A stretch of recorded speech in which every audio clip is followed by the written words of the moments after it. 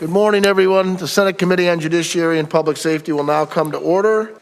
Today, we are going to continue testimony on the package for expungement, House Bills 4980 through 85, and as well as House Bill 5120.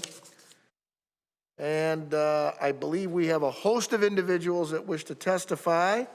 We have them teed up on Zoom. We have some live also here. So that being said, I would like to take this morning Anquinette Shara, if I hopefully said it right, Anquinette Shara of the Michigan Cannabis Industry Association. Anquinette, are you with us this morning? All right, thank you, Chairman Lucido, and members of the committee for allowing me the opportunity to voice my personal support and the support of the Michigan Cannabis Industry Association for the entire package of bills, with particular interest in House Bill 4982 and House Bill 5120, as they specifically address cannabis crimes. I joined the legalization efforts in 2016, and for 2 years, I spoke to your constituents in union halls and church basements in Detroit, to libertarian gatherings in northern Oakland County, and was repeatedly asked a version of the same question, which was, if we're going to now say it was wrong to make cannabis illegal, don't you think we should also clear people's records? At a forum in Redford, the comments of an elderly Black woman to a small-town prosecutor laid bare the situation. She told him, you ignore the people who smoke in your community and instead come into our communities and arrest our young men and women for doing the same thing. Numbers from the FBI show she's right. In Michigan, Black and brown people were arrested for cannabis possession at a rate 3 times higher than white people, and they continue to suffer barriers to housing, education, and employment long after they complete their sentences. At the end of every war, there is a process of atonement, a chance for truth and reconciliation. In 2018, Michiganders determined the war on cannabis was wrong. The truth is that it was waged arbitrarily and disproportionately against people of color. The first step toward reconciliation should be to expunge the records of at least 225,000 men and women in Michigan. It has been 590 days since the election, and while I know that you members of the legislature did not cause this problem, you have the opportunity to begin solving it. Nearly 250,000 people could be productive and contributing members of our society. I ask that you please give them that chance. Thank you. Thank you very much. Is there any questions from any committee members of Anquinette at this time? See no questions. I thank you for your testimony and you being with us this morning. We respect the fact that you came and made these statements for our committee. Thank you. Okay, Alexa Kramer, Greater Grand Rapids Chamber. Alexa, you here with us? Yes.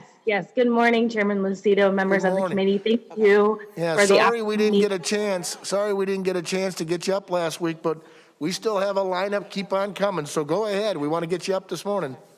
That's quite all right. Thank you for the opportunity to testify virtually. My name is Alexa Kramer, Director of Government Affairs for the Grand Rapids Chamber. At the Chamber, we see criminal justice reform and particularly expungement as a workforce development issue. As we get our economy back on track, we cannot derail from our efforts for an inclusive, holistic approach to increasing Michigan's talent pool. We view this bill package and criminal justice reform efforts as common sense policy. It is good for our citizens, it is good for business, and it is good for the state of Michigan. We believe this legislation will be a vital component of criminal justice reform. At the end of the day, this is about our citizens and helping folks get back on their feet and reintegrated into the community by increasing their employment efforts.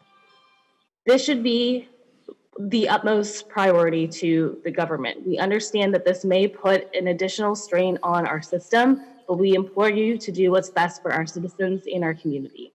A special thank you to Representative Filler, Meerman, and LeGrand, and all the other sponsors and co-sponsors who put countless hours into this package. Thank you, and I'll take any questions. Members? Go ahead. Senator Vanderwall has a question for you, Alexa.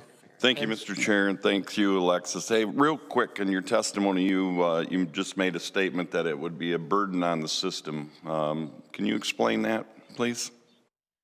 Sure. Just in my conversations, I've heard that, particularly with the automatic expungement, that there might be some issues. And again, I'm not the best person to speak to the technicality of that, but just simply those issues alone. And we recognize that it might put a strain on our system to clear those records. But again, imploring you to do what's right for our citizens in the state of Michigan.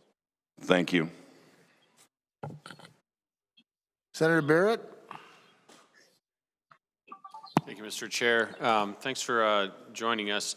I guess, could you tell me, because you represent, significant employers in the Grand Rapids area, what's stopping them from doing this already? I mean, there's nothing prohibiting them from hiring individuals with a criminal record. That wouldn't change after the expungement takes place. They still would have that same criminal record. It just wouldn't be public facing anymore. But is there anything prohibiting employers of the state that either you represent or other employers anywhere else in the state from choosing to do this on their own and say, well, we're gonna disregard convictions that are more than 10 years old or more than 5 years old or of a certain type and just do it themselves that way? There's absolutely still an avenue for employers, but I think again, like my testimony stated, at the end of the day, this is about our citizens and giving them all the opportunities that they have. And we believe expungement would be best for not only our employers and the business community, but our citizens as well, just to have every opportunity that they have for not only employment, but housing, et cetera. Okay, thank you. Thanks for the question, Senator Barrett. Well spoken. I guess I have a question to follow that up, if you don't mind, Alexa. Sure. After the expungement takes place and the applicant fills the application out, if there's a question on there, have you ever had a criminal record? Have you guys discussed within the chamber, and I know I've got a city council member coming up next, have you ever discussed within the chamber how this is going to impact any prospective employee, how they have to respond, and whether there's any culpability or liability the one would have? That I am not sure of, to be completely honest, Senator. I know that that's a conversation being had, but I think that would best be answered by maybe some lawyers or others that are testifying today. Senator Irwin, do you have any comment on that? I mean, if somebody's asking somebody, have you ever had a criminal record and you had it expunged, do you think that there's any problem with that on an application?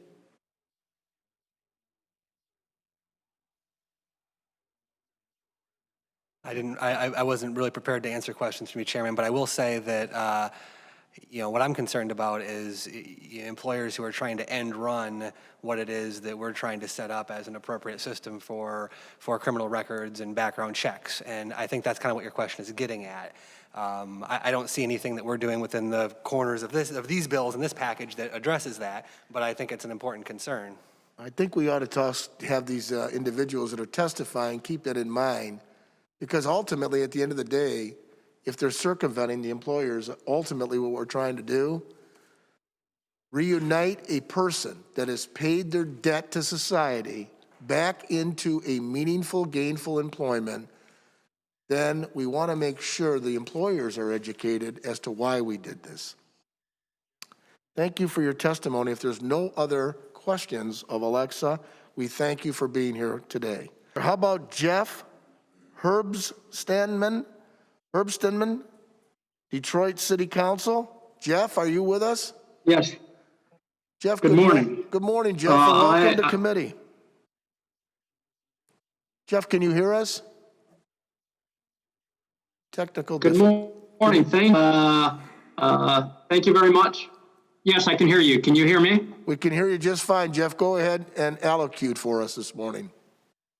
Great, thank you. My name is Jeffrey Herbstman. I'm the Senior Data Scientist for the City of Detroit in the Detroit Mayor's Office. It's an honor to speak to the committee on behalf of the many people that contributed to the research I discuss and the implementation of Detroit's Project Clean Slate, including colleagues at the city, across the state, and nationwide. As part of the city's research into the scale of potential need within Detroit for record clearance services, we worked with the Michigan State Police to obtain a bulk set of criminal history records for individuals from Wayne County who have arrest records within Wayne County.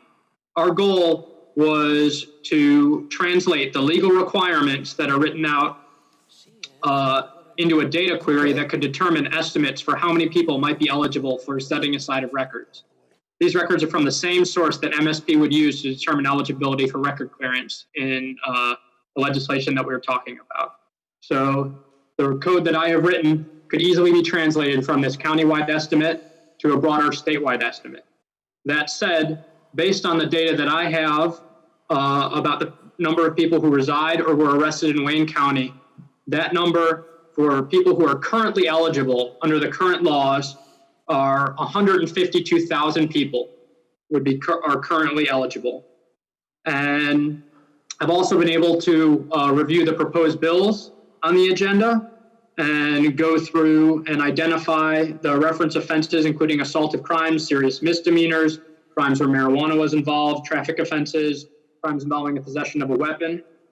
And just to highlight, the automated analysis, Bill 4980, would allow 122,000 people to obtain an automatic expungement. And I could go through each of the other bills one by one, but the combined effect of passing all of these bills would expand from 152,000 people to 358,000 people would be eligible for the setting aside of records, an increase of over 130%. And although these are the Wayne County numbers, my ability to run this analysis demonstrates that it's possible to identify these individuals and these residents at the statewide level.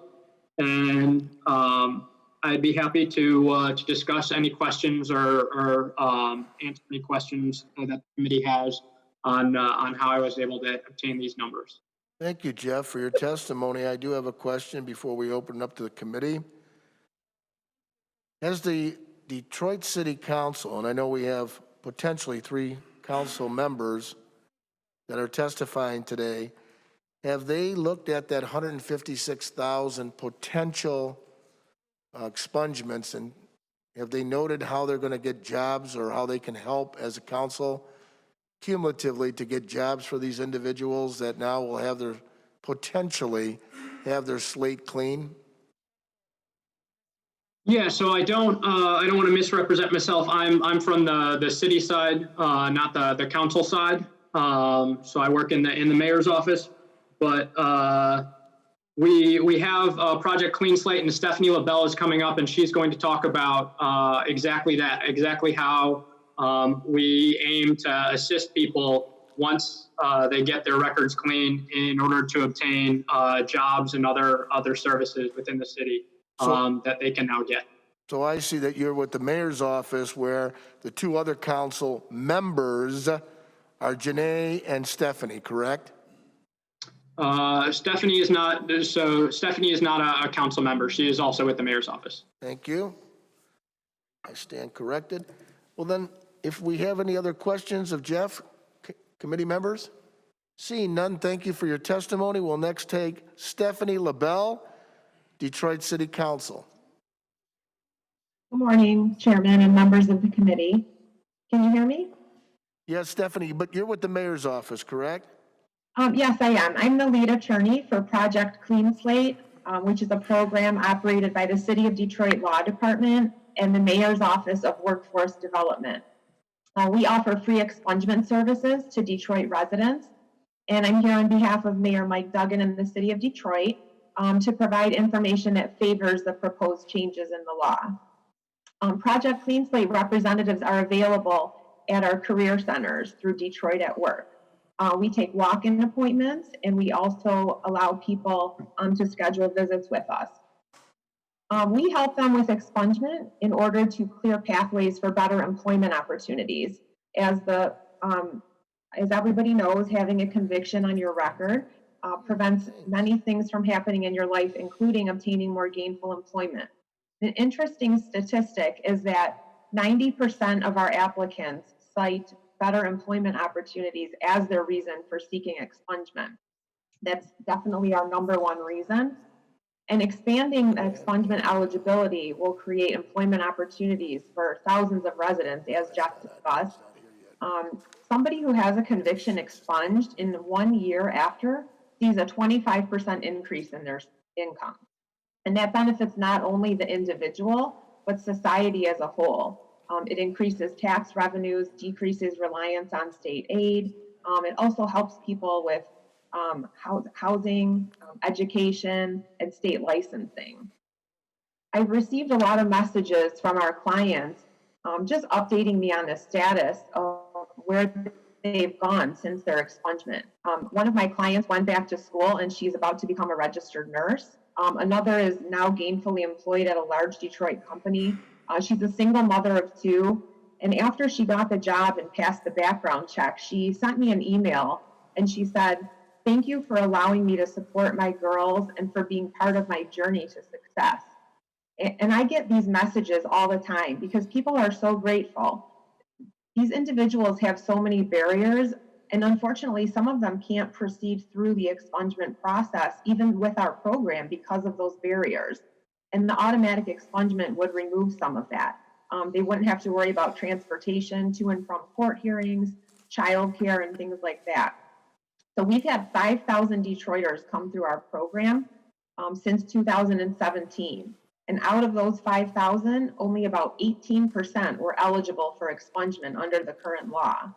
And we have obtained just over 500 expungements. And the reason for that drop off is due to the barriers that I mentioned. Even though people are eligible, they're having trouble getting through the process. And so this proposed reform would not only permit more people to benefit from a second chance, it would also ensure more consistent and equitable outcomes where somebody with a minor traffic misdemeanor conviction isn't counted against more than somebody who may have an extra conviction for a felony offense or a weapon or dishonesty. So in summary, expungement creates real economic benefits for real people and the community, and the individual redemption that people achieve through setting aside these criminal convictions is a great benefit by itself. And it would be a great thing for Michigan. I'm happy to answer any questions that you might have. Thank you, Ms. LaBelle. I do have a question, then we're going to open it up again for committee members.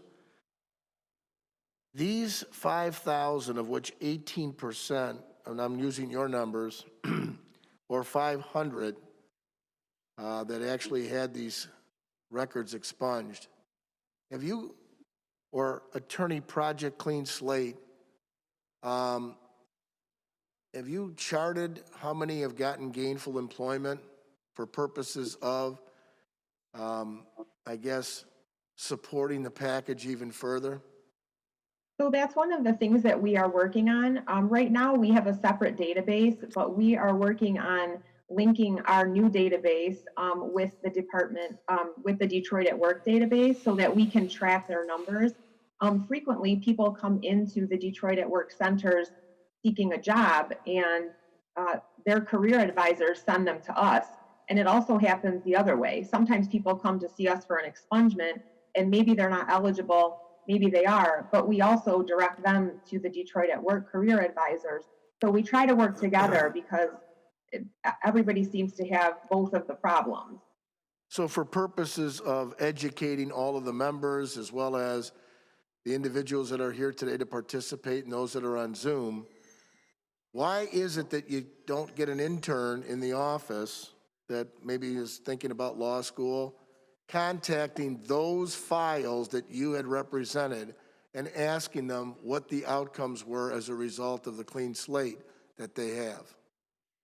Yes, and we've done that in a smaller way. We have in January, February, and March, we did a survey to all of our clients that are in this year's database, which includes about half the year from last year due to our fiscal year. And overwhelmingly, more people had gotten jobs than not. But we are hopeful that we can track that more specifically with our new database. But we do work on that. And after this, let's assume that this law passes and everything is implemented. And I think that Jeff indicated that there'll be about 156,000 from the Wayne County area or Detroit area that would have the opportunity possibly to get a clean slate. Wouldn't it be helpful then for this leadership on this particular legislation to show the rest of the country what capabilities or possibilities may be? Absolutely. And we have a lot of Detroit employers who want to hire Detroit residents, and expanding this eligibility would keep them off of the sidelines of this busy job market. One last question. What's going to happen to Project Clean Slate after this legislation may be passed? Oh, the nice thing for us, well, we will be very busy, but the nice thing for us is we have kept statistics on even our ineligible applicants. So just because somebody isn't eligible right now, if this legislation passes, we have their information and we're tracking the number of convictions and the type, so we can easily reach back out to them and get them started with the process. Thank so you. We're really excited about that. Thank you, Stephanie. Any members have any questions of Stephanie LaBelle? Seeing none, I thank you. Thank you for your time this morning, and thank you for being with us. Good morning, Dalia. Thank you for joining us. Sorry about mispronouncing your name. Now I got it. Dalia. No problem. Good morning. Good morning to everyone. Yes, my name is Dalia Sharp, and I'm a crime survivor, and I support the Clean Slate bill package. Thank you for allowing me to testify today. I just want to get right into my story. My brother was killed when he was only 22 years old. He was sitting in the backseat of a friend's car when the car was sprayed with bullets. The crime has gone unsolved to this day. His son was born months after his death and never met his father.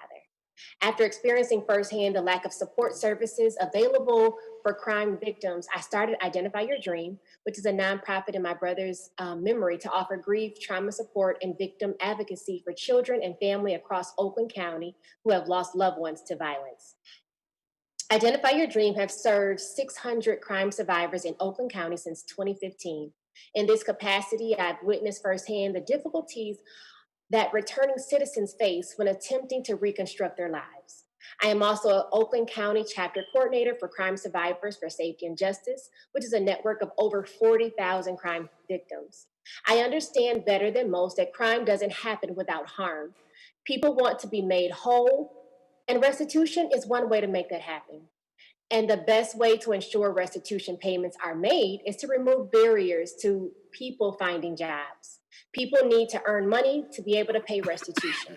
A requirement that restitution be paid prior to an expungement will only result in fewer records sealed and fewer restitution payments. As victims of crime and violence, we have a huge stake in making our communities safer. We know a lot about what works and what doesn't work in our criminal justice system. People with felony convictions on their records who have exited the justice system face immense barriers to jobs, housing, education, and other opportunities to achieve economic stability. We know that these are key to reducing recidivism and keeping communities safe. That is why I'm so encouraged by this bipartisan Clean Slate legislation. Clearing past criminal records after someone has served their sentence and lived crime-free allows people to move forward in their lives and contribute to their communities. It restores dignity to people when they can earn a living and help support themselves and their families. Most importantly, it improves the health and safety of communities. As a crime victim, the most important things to me is what I hear over and over again from other victims is that we just don't want what happened to us happen again to anyone.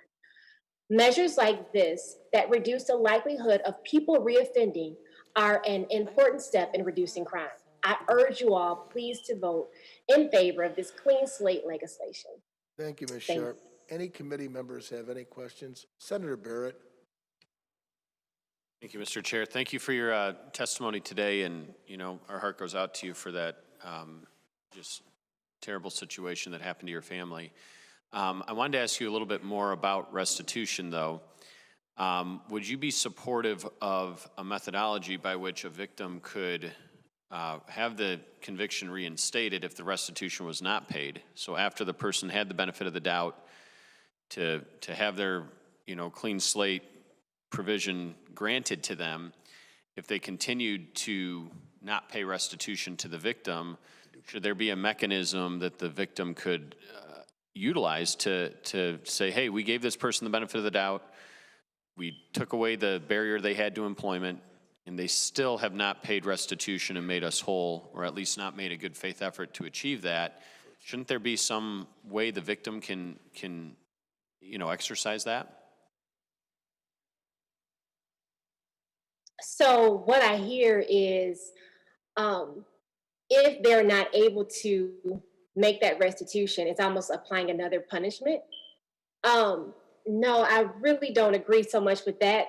I think there's so many variables with that, because what if there was other barriers to that? So I think it leaves so many decisions on the table. Having a talk and seeing what were the barriers and why was he not able, or he or she not able to make restitution. I think that would have to be talked through before you would say, oh, you didn't pay it, so here's this punishment. No, I don't think that it benefits either party. Okay, do you think there are people who don't pay restitution out of a decision and a conscious choice to not prioritize the restitution that they owe? I believe so. I can agree that some people possibly, but there may be someone who just have a hard time, maybe having a hardship. I mean, coming back into society, getting a job and trying to find housing and all of these other variables that can be other barriers. I think that is something that sometimes a decision to pay rent or eat food or pay restitution, that can all be an issue for that particular person. So I think it's subjective. Like, I think if we look at this and say, bottom line, if they don't do this, then this happens. I don't think that's really fair. And I don't think that we really get that person into rehabilitative state returning as a returning citizen.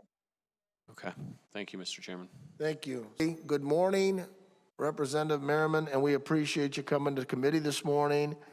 There was some members that had specifics in the bill themselves. I know you can only speak to your bill, Representative Merriman. Thank you for joining us, and go right ahead. Just give us a brief observation and recitation of your bill.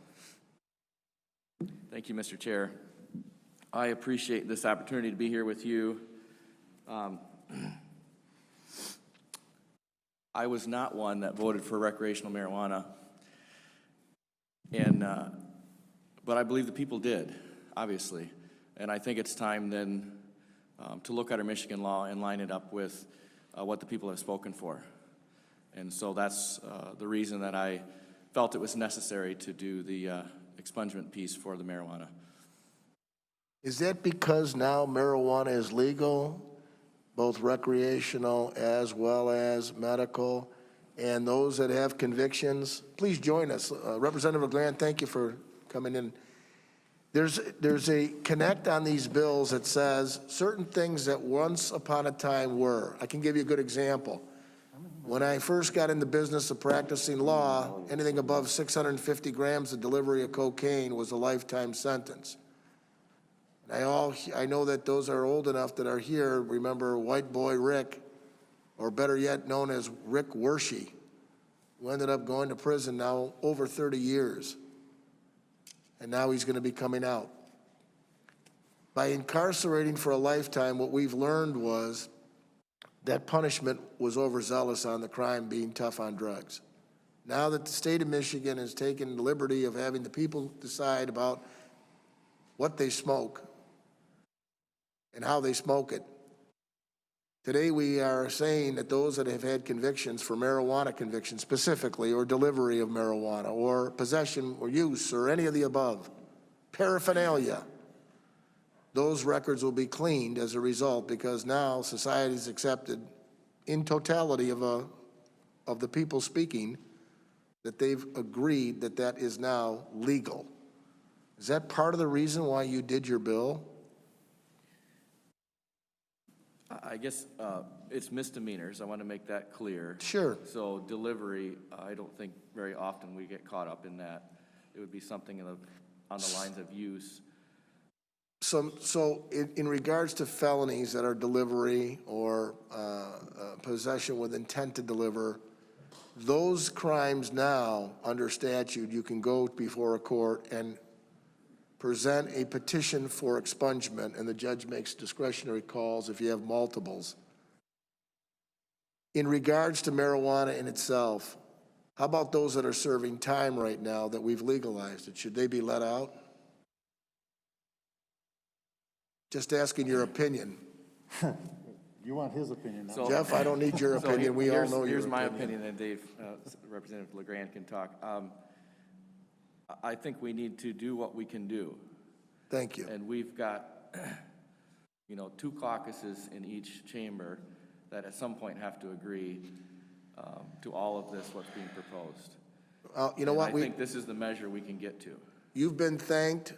Representative LeGrand has been thanked. Representative Fillard has been thanked by most of these advocates that are speaking today because of the leadership in the House taking this package and specifically bringing the best that you could bring after multiple, and I do remember multiple meetings with stakeholders. So I know the time commitment that was taken. Representative LeGrand, can you speak on your bill specifically and how that is going to go ahead and the outcomes it'll provide? Sure. I'm going to take this off. Take it off. That's better. I got it, Tom. I would have brought my N95 if I'd known I was going to be testifying. So my bill specifically, I mean, my elevator speech on this is there's 2 things to do. One is the automatic expungement piece, and you've spoke about that a lot. But equally important, I think, is widening the door for access. And widening the door for access for petition-based expungement simply means letting the judge look at more categories and more candidates for expungement. Now, it completely means it's up to the judge, and that's why we pay him the big bucks.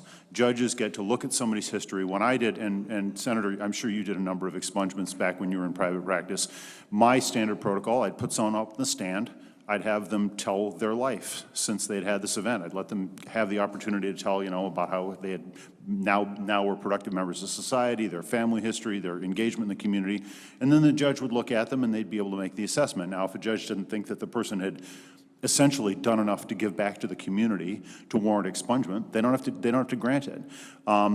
However, this is such a compelling issue, and you've heard testimony from lots of individuals.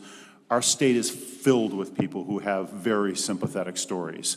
And so in my experience, I literally never had a judge not grant an expungement to somebody who was in front of him who was eligible. Now, just to refresh your memories, so there are certain serious crimes that are not eligible for expungement. And the serious crimes that are not eligible, we're not talking about expanding that category. So life offenses, you know, you commit a murder, you're not going to be able to get it expunged, quite appropriately.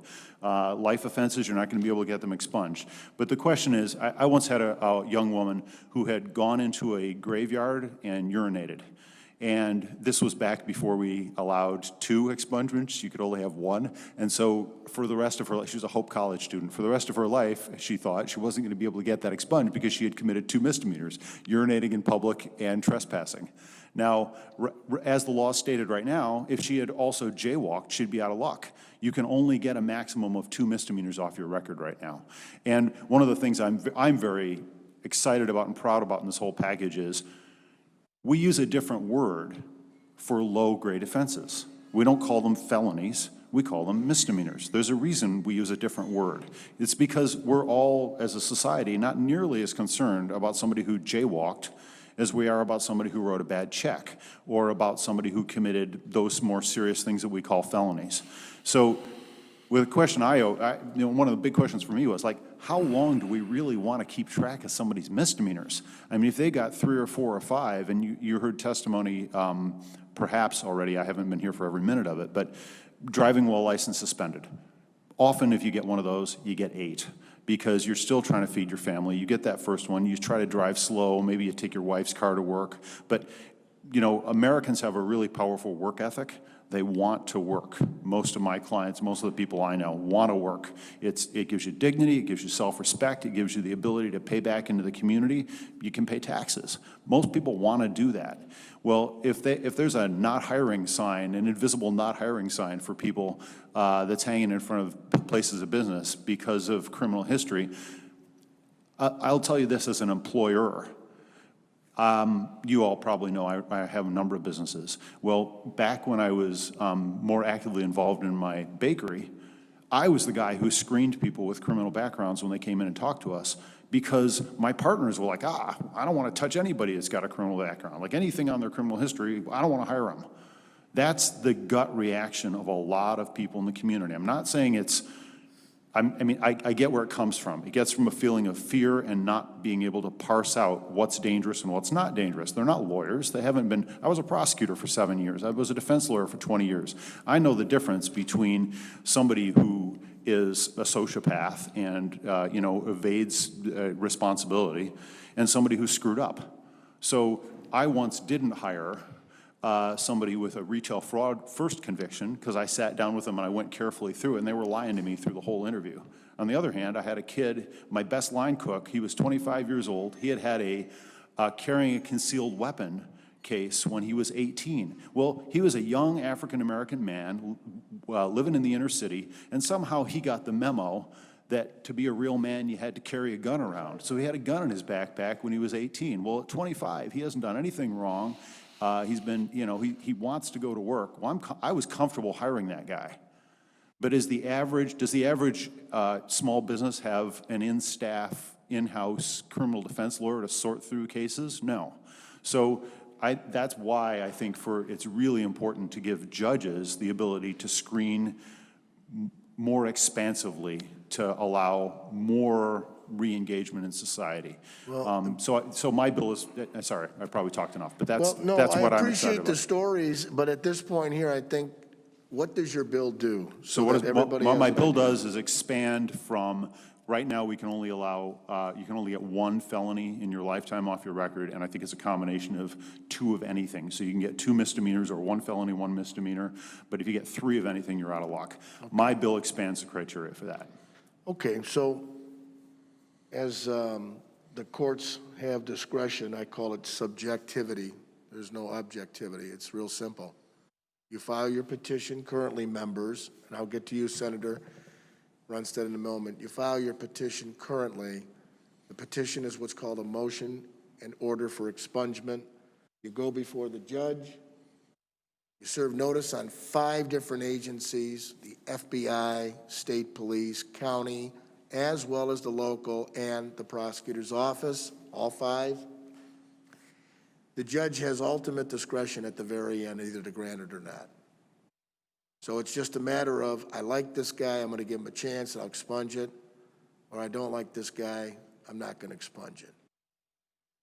And I've often wondered what power, what special extra sensory perception, I think they called it when I was a kid, what did they find that they were taking a chance with?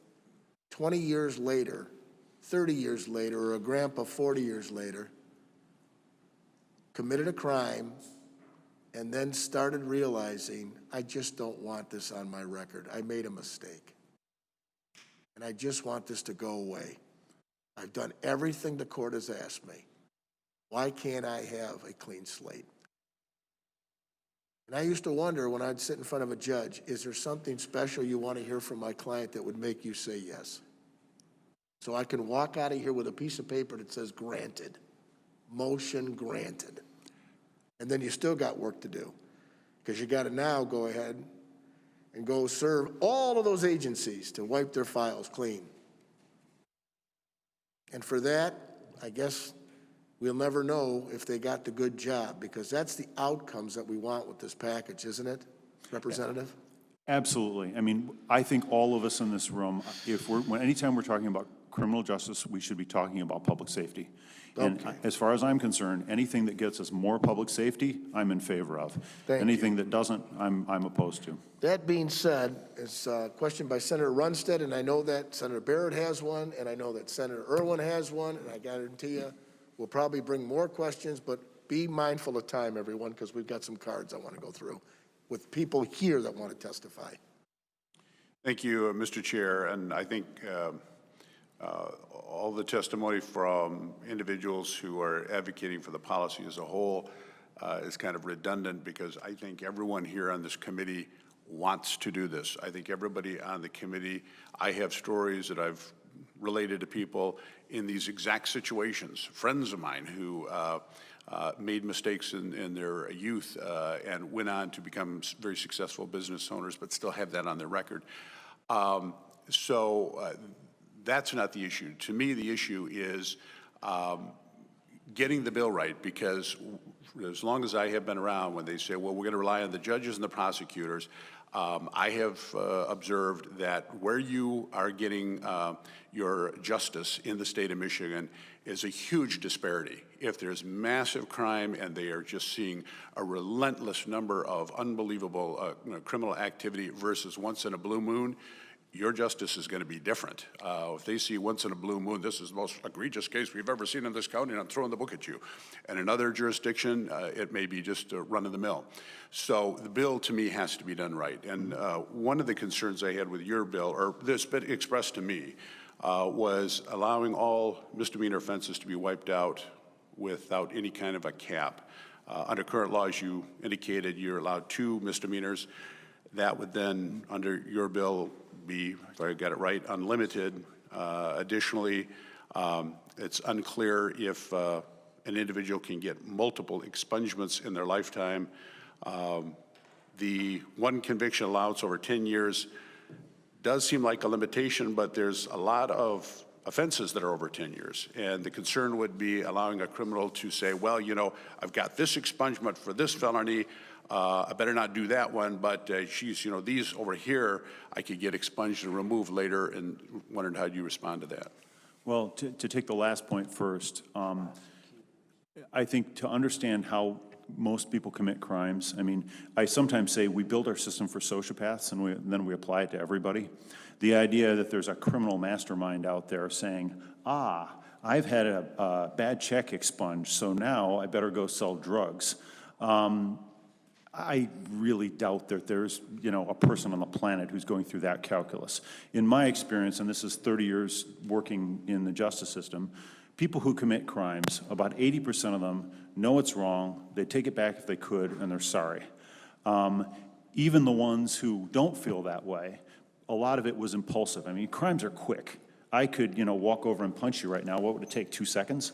And then immediately afterwards, I'd be like, oh my gosh, I hit, you know, Senator Runstead, he's my friend. Why did I do that? I'd almost immediately, but the point is that it'd be done, right? It's quick, it's impulsive. You know, you tell me I'm funny looking and I lash out, whatever.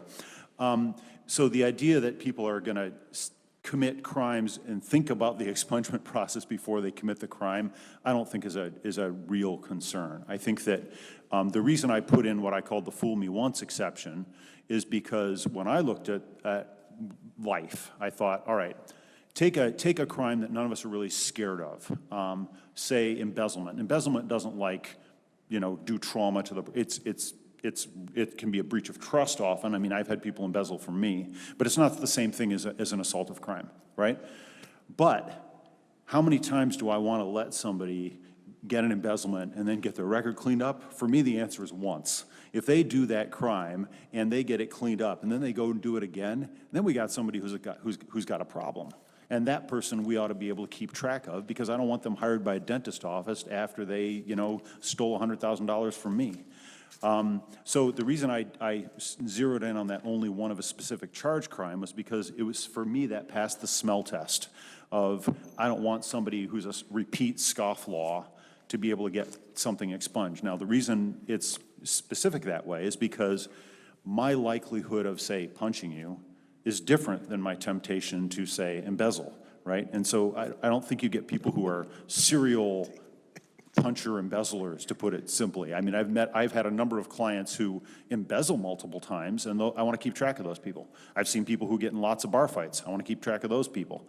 But it's not as though cross-pollination is, I mean, in a sense, the reason we have an ultimate limitation on how many felonies we can get expunged is because, yes, if somebody commits 5 felonies, we better keep track of that person. I don't care what those felonies are. You know, and that's why we have a cap. One thing, and I don't want to interrupt because of the question. Let me just say, I agree with you that in general, those that you know, have a temper issue are probably not also going to be specializing in lots of other types of crimes. Embezzlers tend to continue embezzling. My concern is more, can we put something in here for the habitual criminal who is a sociopath, who is bouncing around and who's a little smarter than the average and says, well, geez, if I do get this, I'm going to pay more of a crime. Not all criminals are stupid. Some are astronomically, high IQ. So just my concern is that, having always the habitual is my concern. And I just want to take a look at whether there's a way of doing this where we capture these guys that have unlimited numbers of misdemeanors that could do damage to society. I think the senator probably wants to answer and say the same thing I do, which is back when we were doing defense work and when I was doing prosecution work, sub-4s were a different kind of category, and they were different kinds of folks than people who had 2 or 3 convictions, because a sub-4 would sometimes have 10 convictions. That's why we do want to cap the number of felonies. In my experience, however, somebody who has a number of misdemeanors probably got caught up in a lot of our low-grade misdemeanor sweeps in communities, a lot of our low-grade misdemeanors are often crimes of poverty and crimes of selective attention in terms of how we enforce. And this is a long, I don't want to get too much in the weeds here, but suffice it to say misdemeanors. Representative, I don't want to get in the weeds at all. I want to say this, because the weeds, I got pollen and allergies and everything else. The police departments, the prosecutors, the sheriffs, every special interest group under the sun. I've looked down the list here. Sheriff's Department, neutral on the package. Prosecutors support the package. At the end of the day, shouldn't they be the ones standing up and saying, I'm here to represent the victims? Same thing you're saying, Senator. As a result, I'm moving it forward at this point. We have Representative Iden who has a bill that's got to be taken up on receivers. Thank you, gentlemen. Thank you both for your testimony. Thank you all. I know there's a few more questions. If it's of these representatives, then stay here. Let's get it done quickly. And I hope Senator you're Barrett? noticing my appropriate supplicatory posture here. I'm in the upper chamber, so I figured it was appropriate to kneel. I just want to tell you this. I appreciate your support on the package and your hard work, and that never goes unnoticed when I see something that's been worked so well. Senator Barrett. Yeah, thank you. And I do recognize the effort you guys have put into this and the sincere, standpoint that you guys come from. Specifically, though, on that retail fraud aspect of that person that you denied employment to, I'm assuming, vast majority of retail fraud is misdemeanor, not felony, because it has to be over a certain threshold. They had 7. Okay. If, however, somebody had one retail fraud conviction and they present themselves to you as the employer, and you being the educated and experienced person you are with prosecution and defense experience, and you kind of sniff out some bad moral character there, and you were alerted to that by their conviction, that sort of prepared you for that conversation. And if we automatically expunge their record now, another one of your associates who is not as, talented in that regard as you are, as you described, would have had no reason to pass them off to you for that review, if you will. So by automatically expunging these records, we are not giving employers like you and your associates that, I guess, raising of the antenna, if you will, to question the moral character of somebody who's seeking employment there. I guess I'd have 2 answers to that. One is, the interview process is where you're supposed to be looking at moral character, and you're allowed to ask questions. The second is, in the case of that person, they came and they said, I just got out of prison for retail fraud first. And I said, well, nobody goes to prison for retail fraud first unless they're a sub-4. So I said, so how many did you have? 7? And she said, Maybe she had 27. I don't know. But I caught her logically. But my point here, and this is an important one, is the package specifically has language that says law enforcement gets to keep counting those retail frauds. So if that person had a misdemeanor and they get it expunged for retail fraud, and then they get another misdemeanor and they get it expunged for retail fraud, the third time they still get a felony, because law enforcement still keeps the data about their repeat behavior as a retail fraudster. So the expungement of misdemeanors does not stop law enforcement from tracking them, and then repeat offenders do essentially wind up with records that they can't get expunged. And it's a question of how much we want to let people these are for public records, not the ones with the correct. I understand that. And lien. Yeah. So that person would still have come to me, having come out of prison on a retail fraud, and have had to explain that, whether or not they got a couple misdemeanors expunged in that specific case. Okay, thank you. Okay, Senator Irwin.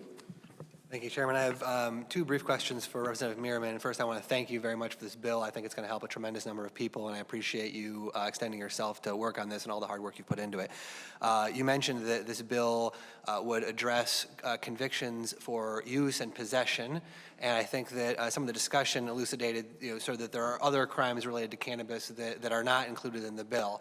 Now, what I understand is that the development of this bill was developed around the idea that if people have a record for something that's now legal, we should set those records aside. So I have two very specific questions for you. One is on the issue of manufacture of marijuana. It is now legal under Proposal 1 of 2018 for anyone in the state of Michigan to grow up to 12 plants. Would you be open to including an opportunity for people with manufacturer records to be included in your bill? I appreciate the sentiment. I understand where you're coming from, that it is legal now. I guess the short answer is no. I'd like to see this package move forward. We could have a discussion on that in the future. I thank you for the straight answer, and I appreciate. I hope that my colleagues are interested in looking at this issue as well, because to me this seems like a very clear example of something that is now legal that we've left out of this package. Second one is possession with intent to deliver. Previous to our current laws, if anybody had any sort of normal amount, if they were a Costco shopper, if they were someone who didn't like to buy in, in individual use increments for price reasons and whatnot, you would probably get charged with possession with intent to deliver whether or not there was any evidence that you were actually delivering. That's the way the system has worked if you had any sort of bulk. So I'd be interested in trying to provide some sort of opportunity for people with possession with intent to deliver to be able to go into a judge and have their record expunged, because I think the facts of their case could show that what they were doing would now be clearly legal activity under Proposal 1. I'd also point out to everyone that people are now making big bucks selling cannabis in our state. And so I think that the folks who were selling it when it was illegal should at least have a door for them to be able to get their record cleared. Would you be open to that kind of amendment, Representative? Thank you, Senator, for that question. I'd like Dave to give an answer if that's fine with you. Not too long now. No. I've got... Okay, quick. First of all, I like to think of myself as a small c conservative, and that means that in this case, I think that being conservative is not a bad instinct here. So I totally understand, and believe me, I've seen cases where, I walk down the street, I share a joint with you, and I've delivered. I never inhaled, never smoked. But the question really is, are you going, if you started looking into those cases, first of all, there are cases of people who are actually making a living selling what were then illegal drugs, and I think that the rule of law matters, and whether you did something which was illegal at the time is a legitimate thing to be concerned about.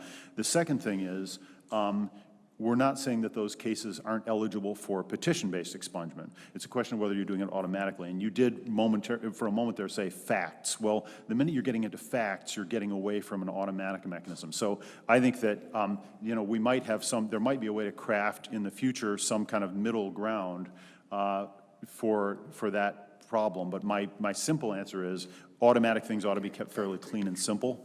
And people still can go petition to get delivery cases. Thank you. They indicated they're both open to it at this time. Is that correct? Sure. I didn't hear what you said, but yeah, I just want to make the point that there has been a bill sitting in this committee for almost a year now, Senate Bill 416, that I introduced that does exactly that. It provides automatic expungement for use and possession and provides a process for people with possession with intent to deliver and manufacture. I would love if this committee would consider, even though I know that this bird feels fully cooked now, the opportunity to give those folks an opportunity to walk through a door and have a judge consider those facts. So that's why I wanted to make the point and ask the questions. Thank you. Thank you. Senator Johnson, I know you've been waiting patiently. Thank you. Excuse me. Thank you, Mr. Chairman. I appreciate it.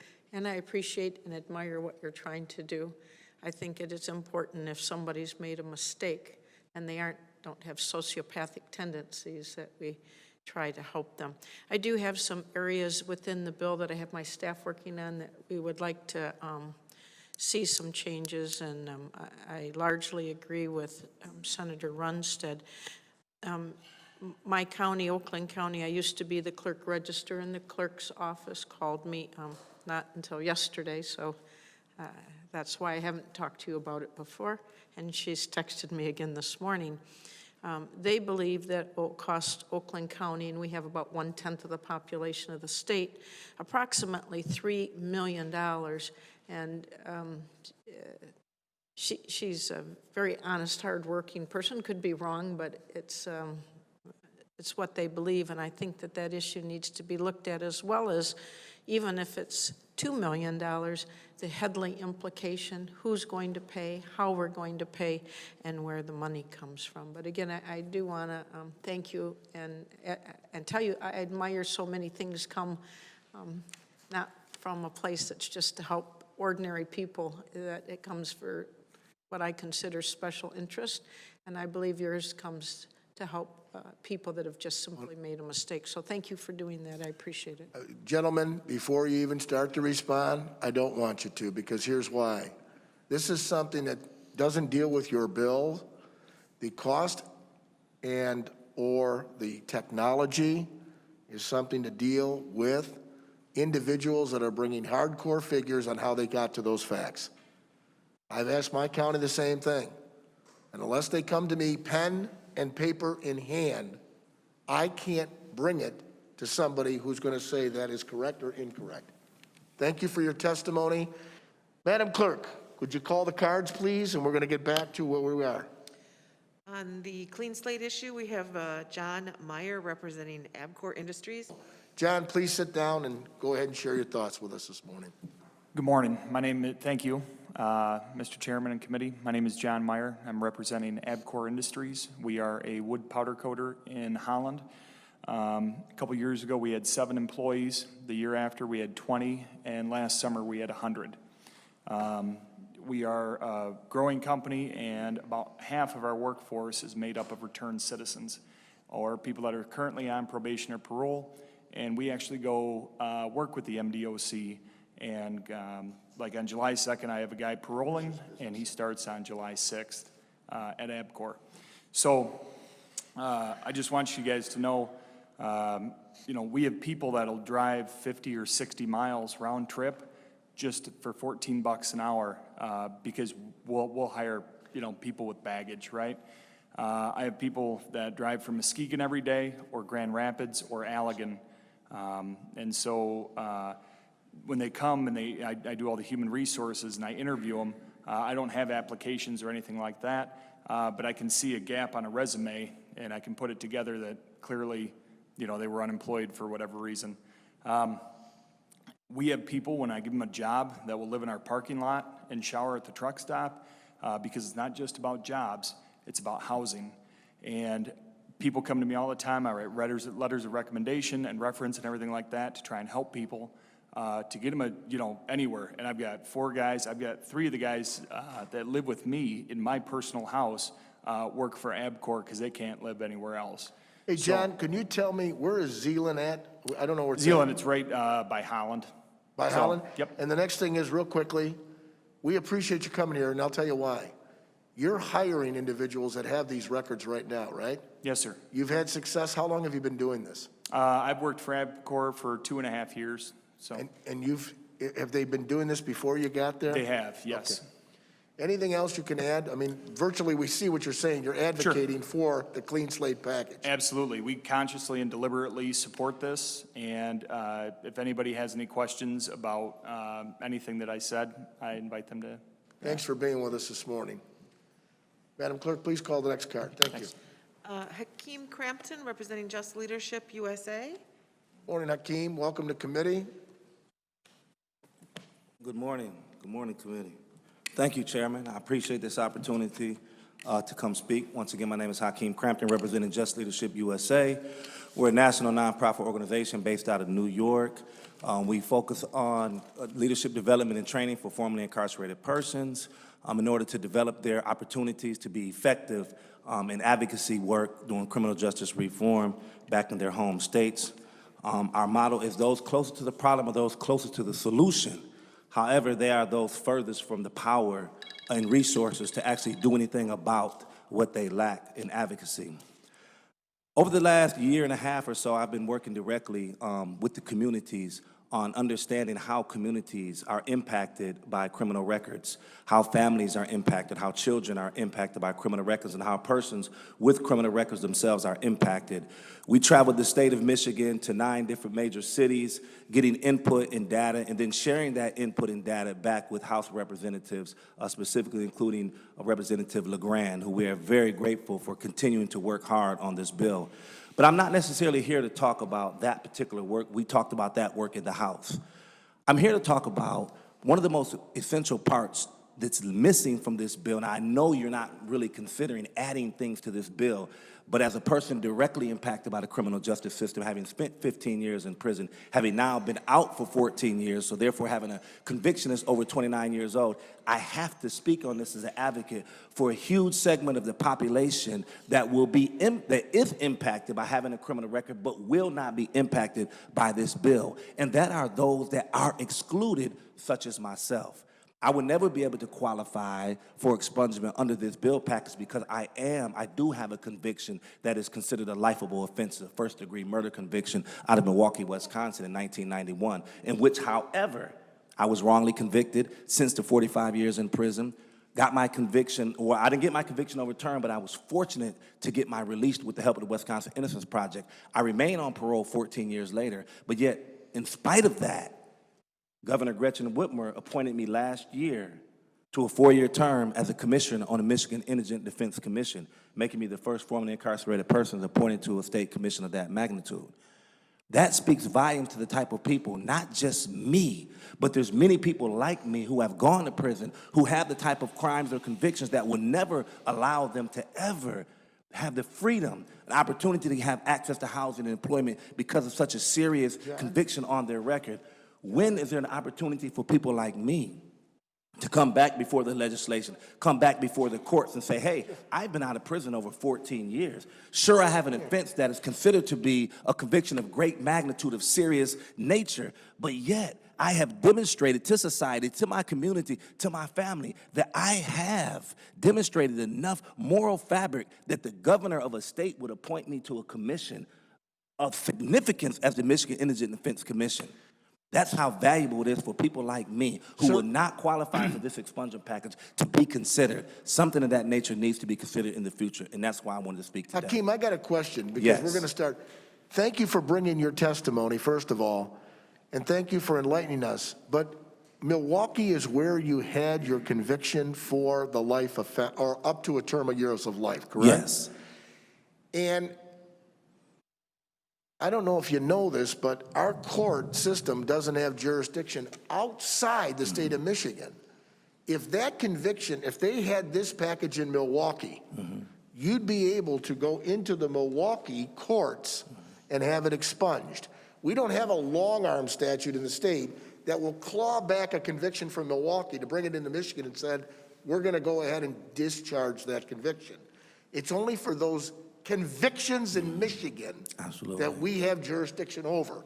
So I want the committee to understand that. Yes. Because otherwise, we would have statewide and then countrywide jurisdiction. Absolutely. That's understood. Yes. Senator Vanderwall, do you have a question? Any other persons have questions? Senator Irwin.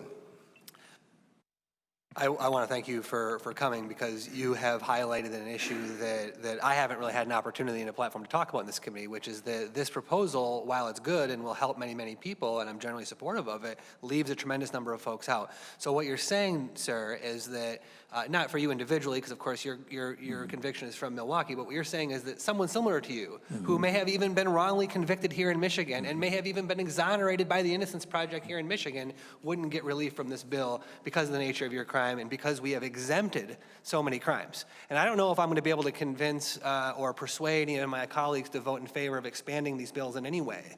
But if you look at the list of crimes that are cut out of Clean Slate and that are not allowed in Clean Slate, it is a tremendously long list. It's I think 4 pages long of just crime after crime after crime that's not included in this package. And there are thousands of people who are under each one of those lines. And one of them that I want to highlight for the committee, and thank you, sir, for giving me an opportunity to do so, is resisting and obstructing.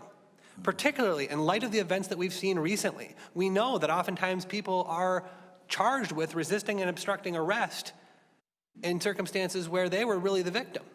And we're going to be not allowing anyone with a resisting and obstructing arrest charge to get that expunged. I think that is a glaring hole, and I think there are a number of others, and thank you for giving me the opportunity to point Absolutely, out. because in the end, the question that we're talking about is, are people a threat to society? In spite of what offenses they committed in the past, am I a threat to society right now? Can I be forgiven? Is the question that people are asking. Thank you very much. Senator Barrett? Thank you, Mr. Chair. This may be a question for you or for you, sir. I'm not sure which, or Senator Irwin even. If a person is exonerated under Michigan law and the conviction is determined to have been not accurate and they're exonerated at any point in time after that, what happens to their record for that conviction that was overturned? Perfect question. You got to go before the judge. The judge makes the ruling on whether or not, because of wrongful conviction, right, okay, to make things right, to make people whole, and that's what society does. Unfortunately, to Senator Irwin's point, certain convictions, such as any term of years up to life, are non-expungible under our current law. But in addition, if they are wrongfully convicted, they shouldn't have been convicted in the first place. Therefore, judges have set aside those convictions, and no pro tunc, it's called. It's something they taught me in law school, but no pro tunc means from the beginning of time the conviction should not have occurred. Okay, so that would serve as because you can't be exonerated for something you didn't do.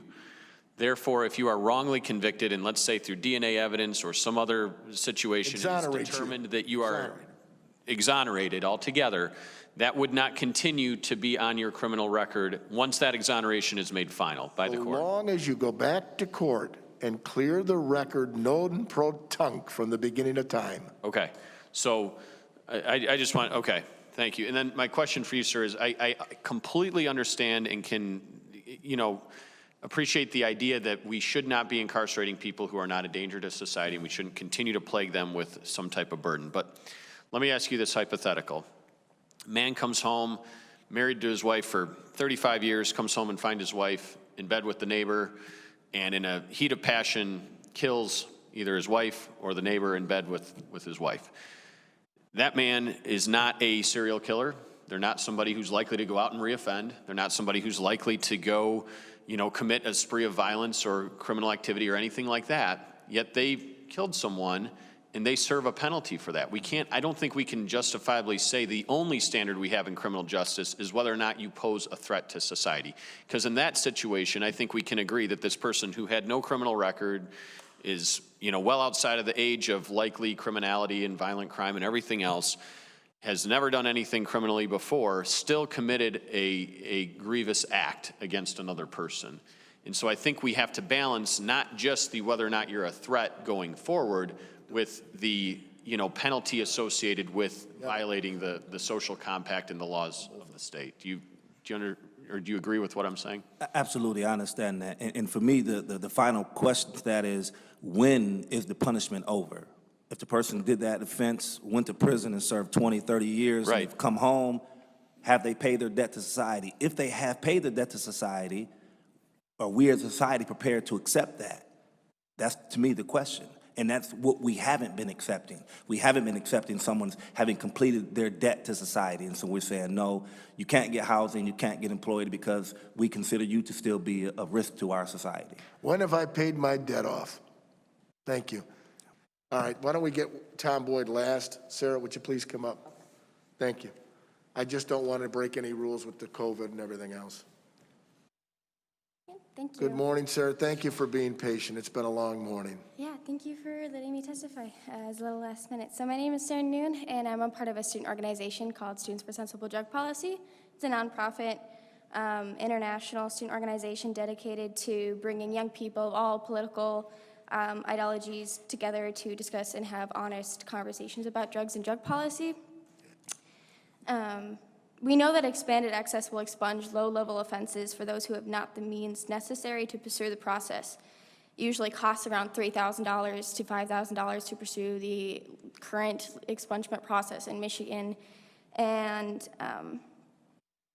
it's also a very, very long, stress-inducing process that can take months, maybe even years to pursue. We know that this pursuit is currently hindered or altogether prevented because of nonviolent convictions for the possession or use of marijuana, a now legally regulated substance, one that is also deemed essential during a national pandemic. We also know that it is hundreds of thousands of students every single year denied federal financial aid because of nonviolent drug convictions. Majority of those being possession of marijuana, whether it's just possession, paraphernalia, or the use. That's hundreds of thousands of students every single year not able to pursue a higher education. And it's discouraging. I can tell you, not in my personal, not in my life personally, but in friends who don't believe that they can apply for a job or apply for an education because of a nonviolent drug conviction, something they did a long time ago. And does that make somebody a criminal using marijuana or possessive of marijuana? It's only 6% of those people that are actually eligible for expungement that are actually able to pursue the process because of the expense and the time that it takes. I think this suggests that our state needs expanded access to facilitate this process, relieve the barriers of those most vulnerable to the process, remove those barriers to employment, housing, and education, 3 fundamental human rights. We know that this Clean Slate package and Senator Irwin and Chang's bill, SB 416, will remove these barriers to employment, strengthen our economy, and improve public safety. Thank you, Sarah. Members, before we get any questions, Madam Clerk, could you please read these 3 cards in? These are people that have offered support or against that are not here to testify, but we're going to read the cards in.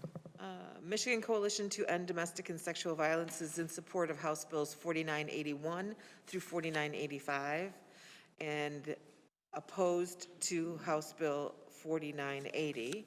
And Jason Smith, representing Michigan Center for Youth Justice, in support of all of the bills in the Clean Slate package. Thank you, Madam Clerk. We also have some emails that were sent to your offices. You should have those copies.